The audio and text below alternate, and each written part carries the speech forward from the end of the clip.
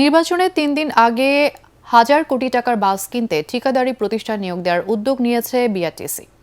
অন্তর্বর্তী সরকারের শেষ মুহূর্তে ৩৪০টি CNG single decker AC bus কিনতে চায় রাষ্ট্রোক্ত এ সংস্থা, যেখানে ঠিকাদার নিয়োগ, বাসের মান ও দাম নিয়ে প্রশ্ন তুলেছেন ব্যবসায়ী ও বিশেষজ্ঞরা।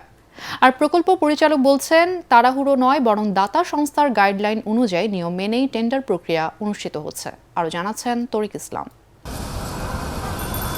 যাত্রী সেবার মান বাড়াতে ২০২৩ সালে অনুমোদন হয় বিআরটিসি ৩৪০টি সিএনজি চালিত একতলা শীতাতপ নিয়ন্ত্রিত বাস সংগ্রহ প্রকল্প। দক্ষিণ কোরিয়ার অর্থনৈতিক উন্নয়ন সহযোগিতা ও বাংলাদেশ সরকারের অর্থায়নে প্রকল্প ব্যয় ধরা হয় ১,১৩৩ কোটি টাকা, যেখানে দীর্ঘ ২.৫ বছরেও নেই কোনো অগ্রগতি। নির্বাচনের ঠিক আগ মুহূর্তে ৩৪০টি বাস কিনতে বিআরটিসির টেন্ডার প্রক্রিয়া নিয়ে প্রশ্ন তুলেছেন গবেষণা সংস্থা সেন্টার ফর পলিসি ডায়ালগ সিপিডির এই পরিচালক। আমরা মনে করি না যে এই সময়ে এত দ্রুত এরকম একটি সিদ্ধান্ত নেবার প্রয়োজন রয়েছে।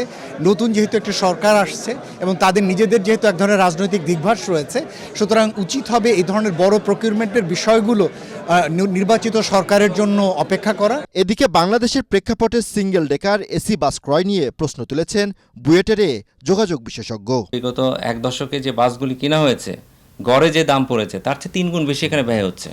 তো জনমনে কিন্তু এখানে একটা প্রশ্ন আসতেই পারে, হয়তোবা এখানে বেটার টেকনিক্যাল স্পেসিফিকেশন আছে। তো সেই জায়গায় যদি আমরা সেই পুরাতন যে উপকরণ এবং পুরাতন যে স্পেসিফিকেশনের বাসগুলো যদি কিনি, প্রথম কথা হচ্ছে যে এই ধরনের বাসগুলো সাস্টেনেবিলিটির দিক থেকে ঘাটতি হবে কিন্তু, কারণ নতুন বাসগুলোর যেগুলো বাজারে চলে আসছে তাদের যে যন্ত্রাংশগুলো এটা কিন্তু অ্যাভেলেবল। কারণ আপনার কিন্তু শুধু বাস দেখলে হবে না, আপনি যখনই রক্ষণাবেক্ষণ শুরু হয়ে যাবে তখন কিন্তু আপনার স্পেয়ার পার্টসের প্রয়োজন হবে।